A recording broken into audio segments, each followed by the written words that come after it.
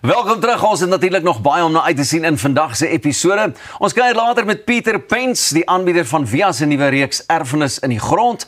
Ons bespreek Movember met Garen Giselle en Prop en Kosie Bekes gaan kom musiek maak. Maar eers het ons nog 'n paar dinge om te bespreek.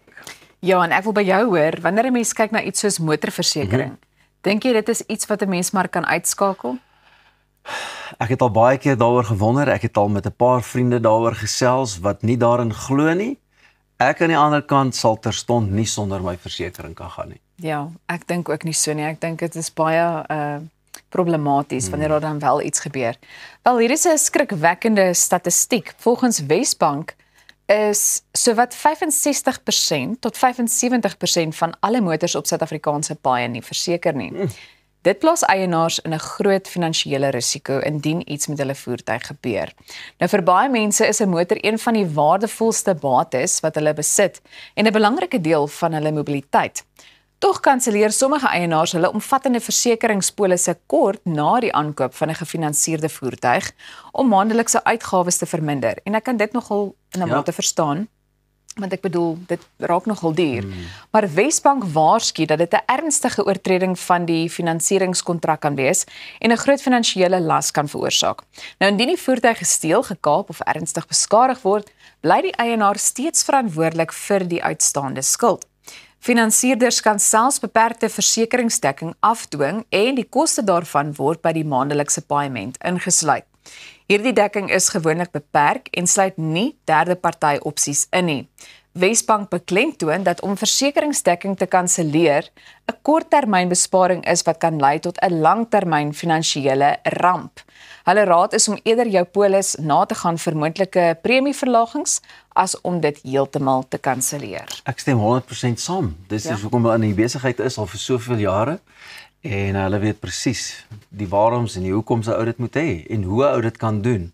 Maar as jy 'n kar gaan koop of 'n huis gaan koop of enigiets gaan koop op 'n huurkoop ooreenkoms, dan weet jy mos nou, jy moet versekering in plek hê en wat die versekering jou gaan kos. En ek weet, soos ek wat 'n jong tienerseun by die huis wat nou begin droom oor wat se kar om te ry, dus dan dink ek, ja, dis lekker om te dink dis die kar, dis wat hy jou maandeliks gaan kos, maar wat van jou versekering? Ja. Want niemand kan dit bekostig om dadelik daai groot lomsom geld uit te haal om jou kar reg te maak of die persoon in wie jy vasgery het of wie in jou vasgery het te help. So, nee, ek glo maar daarin. Ja, absoluut. En ek dink die ander dinge soos ek nou gesê het, 'n mens kan verstaan dat sommige mense, jy weet, na aanleiding van hoe duur alles eintlik is, dit gewoonlik dan nou uitskakel, maar ek dink ook maar net aan daai langtermyn gevolge. So, maar wat dink jy van hierdie statistiek? Ek meen 65 tot 75% van alle motors op Suid-Afrikaanse paaie. Dit is redelik baie. Ek sou nooit kon dink dat dit so baie is nie. Ek het ook gedink, vir my sou ek eerder sê 75% is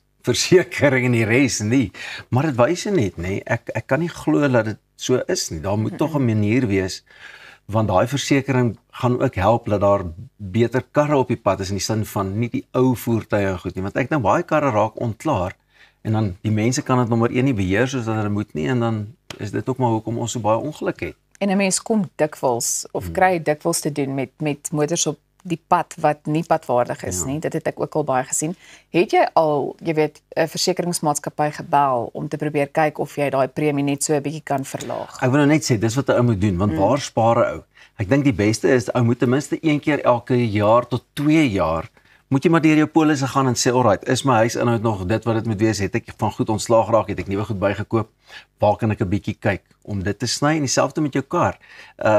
Waardevermindering op die kar, so obviously kan die premie dalk 'n bietjie laer wees. I don't know, so ou moet maar bietjie die admin ding doen. Alhoewel ek ook nie baie, ek hou nie van konfrontasie en ek hou ook nie van admin nie. Ek ook nie. Ek moet vir jou sê, ek ook nie. En ek dink dit is gewoonlik waar 'n mens dan so 'n bietjie agterloosig is, as mense dit so kan stel. Maar ek weet daar is mense wat 'n punt daarvan maak om baie gereeld daai versekeringsmaatskappy te skakel en uit te vind of hulle nie 'n bietjie kan spaar nie. Ek wil nog iets byvoeg en sê, weet, wanneer 'n mens kyk nou hoe roekeloos mense op die pad bestuur, dan is dit is ook 'n herinnering aan die feit dat jy nie sonder dit kan gaan nie. Ou moet dit definitief doen, maar ek meen dis dieselfde. Ou kan nie sonder versekering sit van enige aard nie, soos met jou voertuig, jou huisinhoud dalk. Jy kan ook nie sonder medies sit nie. Ou het maar hier en daar 'n polisie nodig vir die ou dag en so. So eintlik is dit maar 'n manier ook om te spaar vir my. Jy weet, ek het al met baie ouens gesels, as ek glo nie aan die polis en goed nie, maar daar's altyd stories as hulle wil uitbetaal. Ek het dit nog nie ondervind nie, dalk hier en daar nie heeltemal wat 'n ou wil hê nie. Maar ek is nie 'n ou wat daai geld wat ek in my polis of versekering spandeer, een kant aan 'n ander rekening gaan sit of in 'n belegging nie. Tensy tuis my andersins wil adviseer of 'n opinie wil lig. Maar dis maar wat ek dink. Ja. Ek weet nie, sou jy jou geld andersins so gaan spaar om te sê, ag nee wat, in steede van 'n R3000 'n maand voertuig versekeringspremie sal ek dit self gaan spaar. Niemand gaan dit doen nie. Nee, ek dink ook nie dit is 'n wyse besluit nie, behalwe as hy ons anders kan jy weet, as hy ons kan oortuig dat dit anders moet wees. Ons soek hulp, kom gee vir ons raad. As daar weer tyd is vir jou om te gaan gesels, dis dalk enetjie waaroor ons wil gesels. Ja, jy weet, en ek het al baie keer gehoor van mense wat wonder, is dit nou 'n teken van mense wat finansiëel sukkel of is dit mense wat onverantwoordelik is?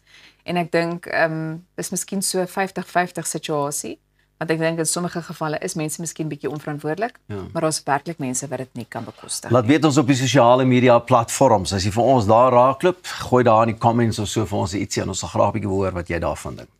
Intussen wil ek vir jou sê dat jy ingeskakel kan bly, want net hierna is dit tyd vir ons nuutste uitgawe van Op dieselfde bladsy. En dit in samewerking met ons vriende daar by Graffiti Boeke. Nou ons bespreek onder meer Eben Etzebeth se boek Ten Slotte, en daar is 'n lekker kykerskompetisie, so jy wil dit nie misloop nie, want daar is 'n kykersvraag wat jy moet beantwoord om boeke ter waarde van meer as R1000 te kan wen. Ons is nou weer terug, bly ingeskakel.